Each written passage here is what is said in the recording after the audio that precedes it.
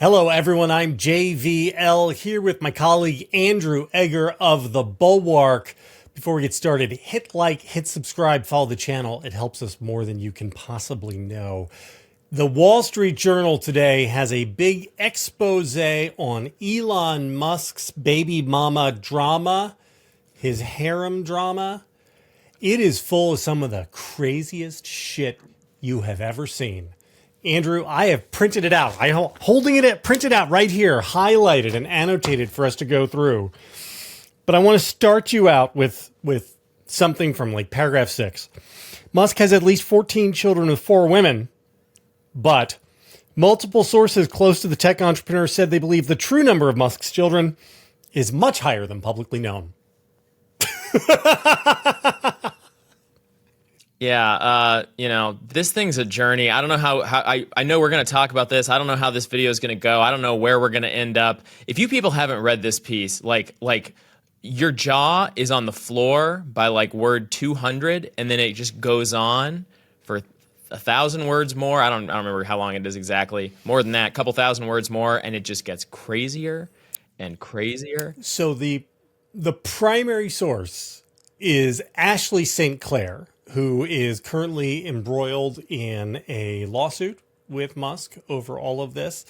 I want to set things up a little bit for people. So Sinclair caught Musk's fancy, or rather her womb did, on Twitter, where he began approaching her.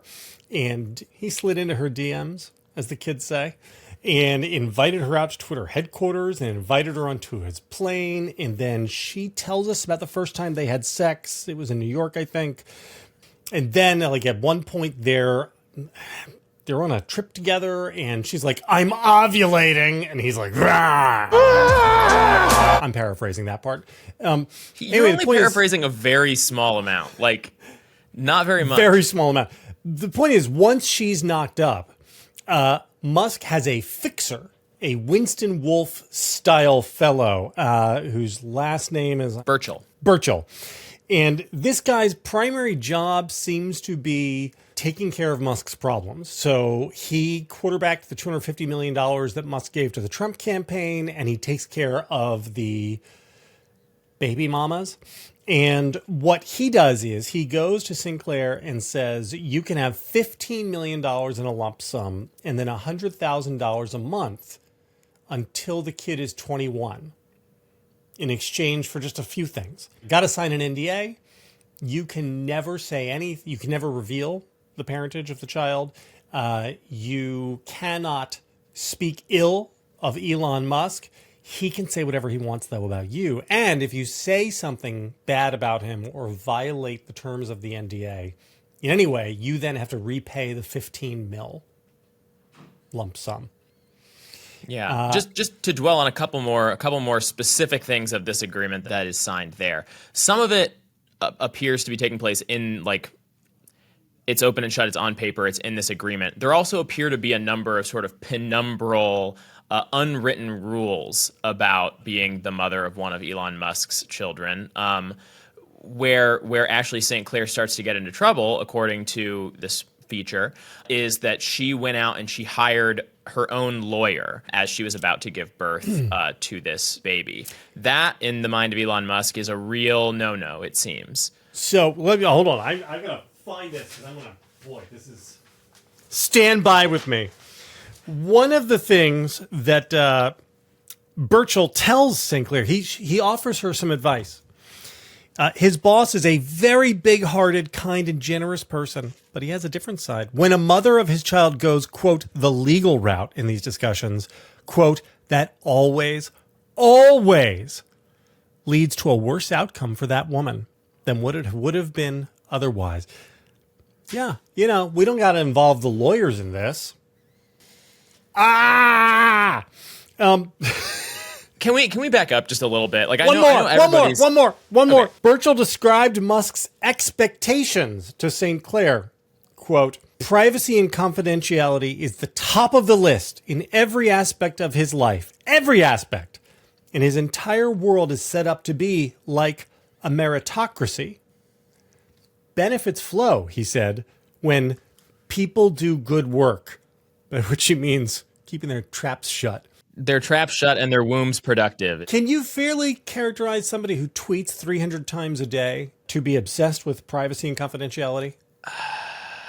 No, the important thing is that everybody is very confidential about Elon Musk, and all this stuff flows one direction, right? I mean, let's back up a little bit. People kind of know this stuff, but like we've all known for a long time that Elon has this interesting and unique perspective on family formation, right? He has a lot of children with a lot of women, some but not all of which have taken place with via IVF. Can we call it family formation?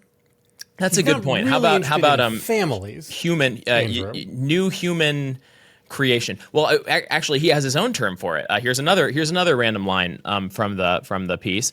In Musk's dark view of the world, civilization is under threat because of a declining population. He's driven to correct this historic moment by helping seed the earth with more human beings of high intelligence. Musk refers to his offspring as a, quote, legion. During St. Clair's pregnancy, Musk suggested they bring in other women to have even more of their children faster.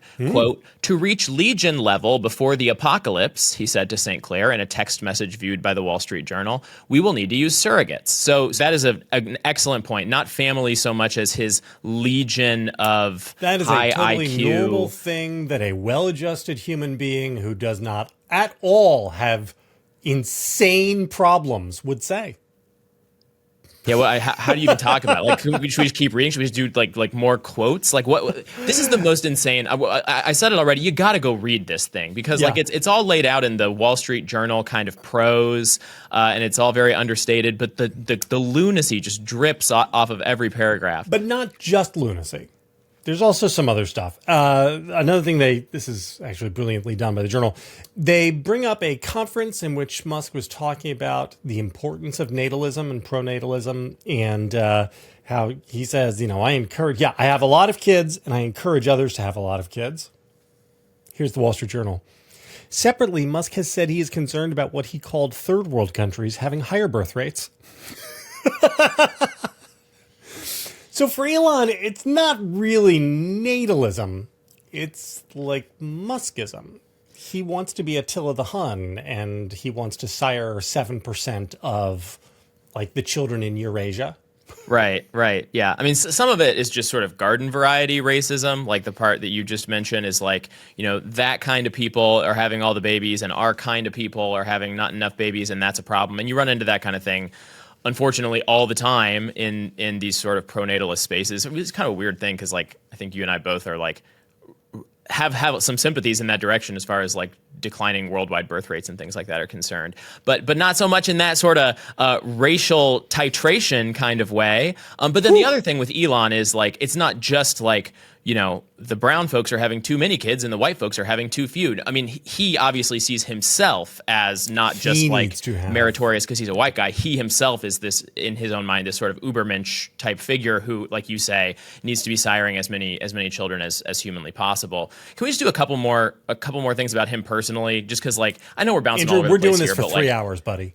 Oh my gosh. Okay, so here's a couple more. This is another quote. While Musk posts sometimes dozens of times a day on X about right-wing politics or his companies, among other things on his mind, he often interacts with lesser-known users. He replies to them and sometimes interacts through direct messages, some of whom he eventually solicits to have his babies, according to people who have viewed the messages. This is just a thing Elon does. He sees your tweets. He's like, oh, those are some interesting tweets. I like what I'm seeing in the profile picture. Is there a special name for that kind of engagement? Like the engagement where somebody says, may I impregnate you? Are you looking for grooming or are you looking for something a little bit more specific? Oh, no, I think grooming is probably the right word, isn't it? And like, as the guy who owns the company that he now pays users to get good engagement on and all that sorts of things, the story goes through one particular example of a girl who he followed and boosted up and helped her become an influencer and then started hitting up in the DMs. I mean, this is all really astonishingly... And she's getting $21K a month from Twitter until she declines to get impregnated by him, at which point he turns off her monetization. Right, yeah. No, the whole thing is so strange. I mean, Elon has very famously, he's been married a couple of times. He has a lot of children with his first wife. I don't think any with his second. I could be wrong about that. I don't remember. But then has obviously had a sequence of kind of high profile girlfriends. There's this woman. I'm blanking on her name right now. Who's like an executive at Neuralink. She's discussed Zinni, at some I think length. is her name. Zillis. Yeah, Zillis. yeah. And then obviously the singer Grimes was involved with him for a time. So just let me just do one more chunk, because this is maybe the thing that my jaw was on the ground hardest for.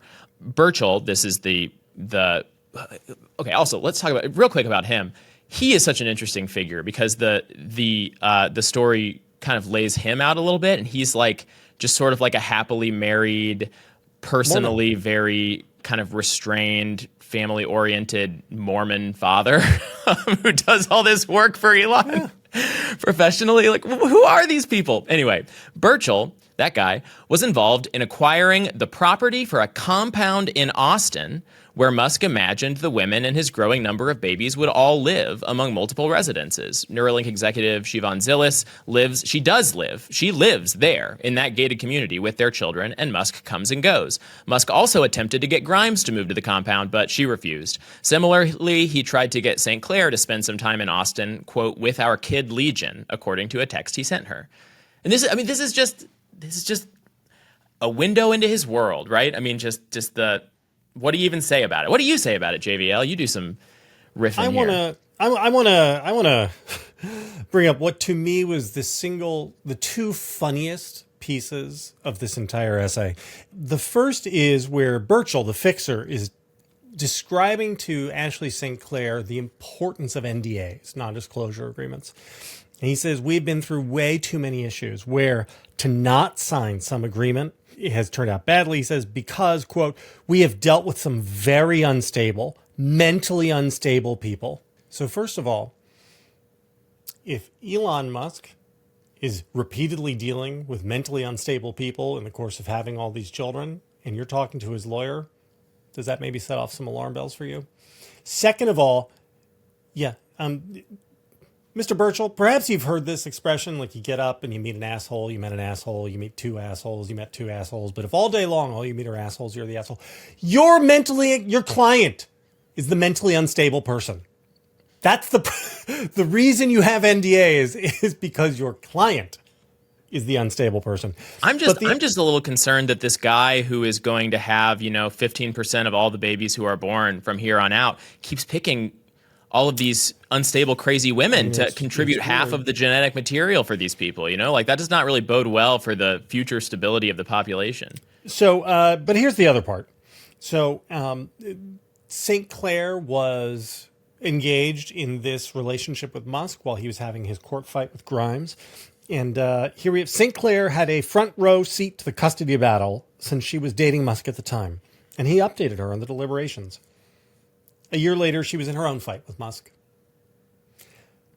There is a part of me, a very small part of me, I call him Bad JVL, who looks at this and instead of seeing a young woman who's maybe made some bad choices, who is being preyed upon by this man with an insane amount of money, who's using his money as a weapon to try to silence her and impose his will on the child they have together, which is all very contemptible, and I feel very bad for Ashley St. Clair because of that. But Bad JVL looks at this and says, I'm so sorry. You sat there watching him do this to somebody else who was already like mother number 17, and you thought, I'm sure this time will be different.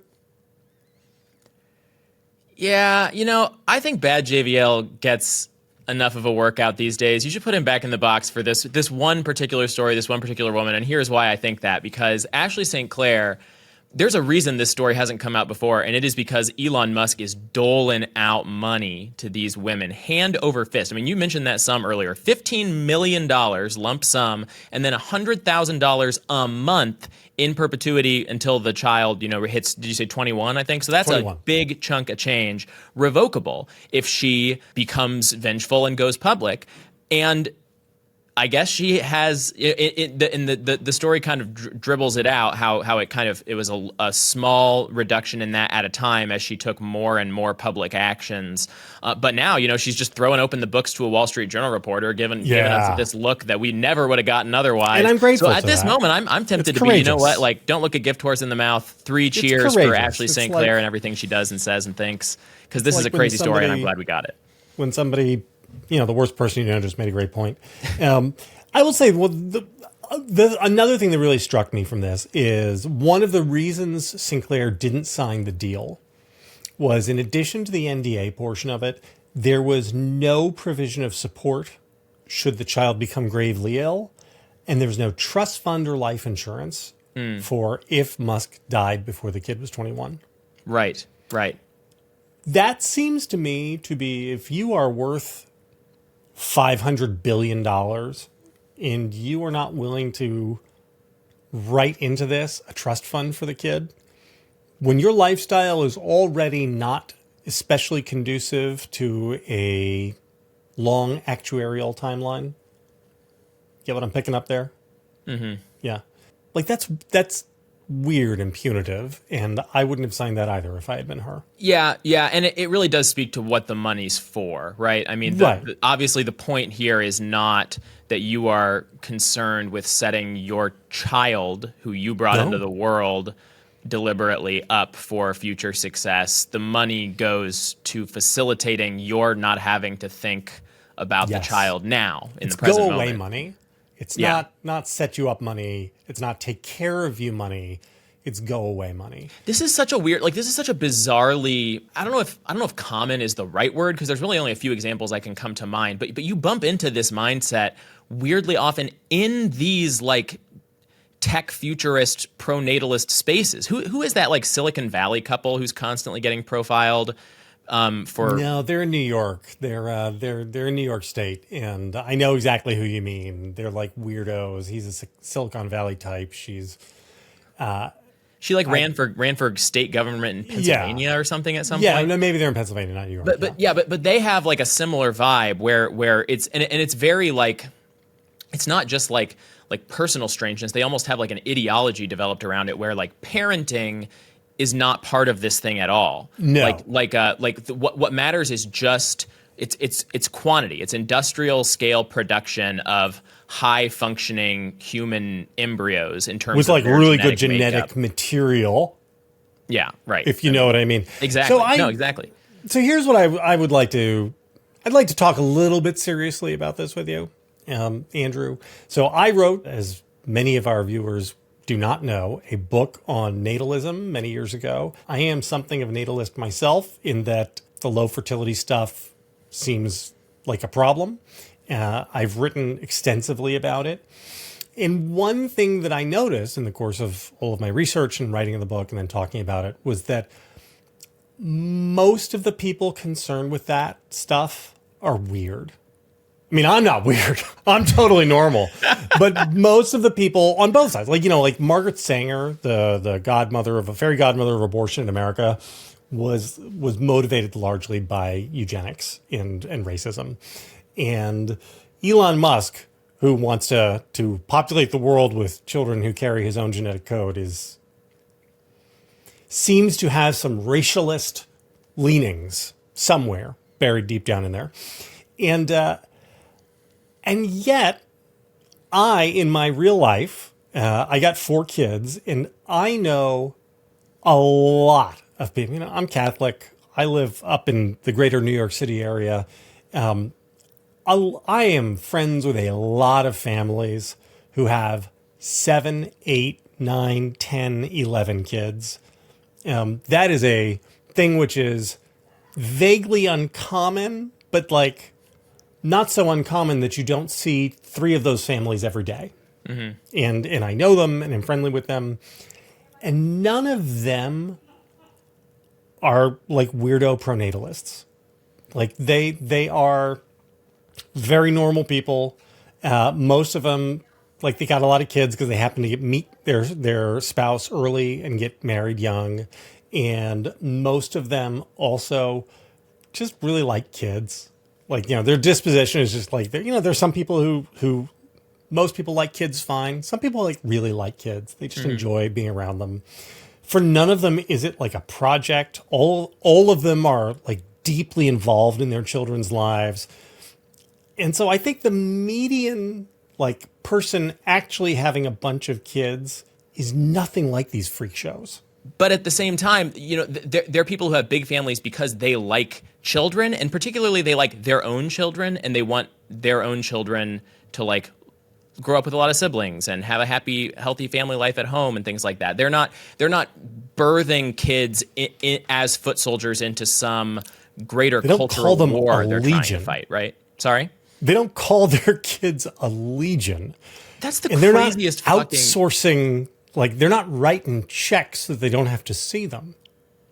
Like, I mean, these are the people, again, this is just anecdote, but I do know a lot of people like this. And, people who drive the Sprinter vans because they've got 12 kids. And these people are, by and large, not universally, but by and large, they're the ones volunteering for the sports team and, to help coach. And they're always around, like, just being helpful parents. Like, they're not, it's not like they're viewing the kids as a scoreboard. Right. Right. Yeah.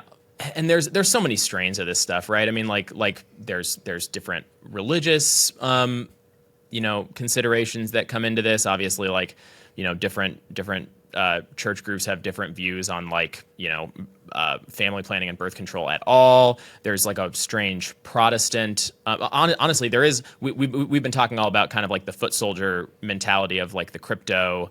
This like weirdly more like atheistic and futuristic type of pronatalism, but there's a similar thing that you do sometimes see in kind of like certain kinds of like Protestant, like charismatic Protestant, like the Quiverful movement, which is also very much about kind of raising up the next generation of kind of freedom fighters for the Lord and things like that.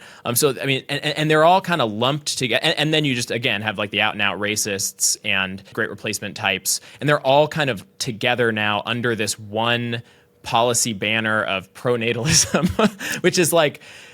And I guess you can kind of do that when you do, I guess, all have the same policy goal, which is that people should be having more babies and you should facilitate that in terms of tax policy and things like that, right? I mean, in terms of U.S. tax policy. It's the people you want to have more babies, having more babies, right? That is the key to, right? If all of a sudden you're talking about those same people who, when I was researching this, who would talk about, how terrible was birth rates, they would then, in the same breath, be like, and of course these Hispanic immigrants, they're having so many babies, they breed like rabbits. Like, what? And which again, just factually, there are all sorts of like interesting things about the fertility dynamics of immigrants to the United States. But one of the most interesting things is that among Hispanic immigrants, they regress to the mean, like within one generation in America. But the big spoiler in all of this is that people like Elon, the joke's on you, because there ain't nothing you can do at the policy level to make people have more kids. People have been trying since the time of Caesar Augustus to get people to have more kids. There is a huge history of pronatalism. This is not something that was discovered yesterday. And the evidence on it is pretty remarkable, that if there is a policy lever you can use to get people to have more kids, nobody has found it yet. And this is, like China's going through this right now. They revoked their one-child policy. They're now desperately trying to get people to have kids. It's not working. Go to places like Singapore where they hand out baby bonuses and give preferential housing and admissions to the best schools to people who have a second kid or a third kid. Not working. It's because people aren't stupid. Having kids is really, really hard. There is nothing a government can give you to make up for how hard it is. And so people realize, I'm not going to do this unless I want to. Yeah.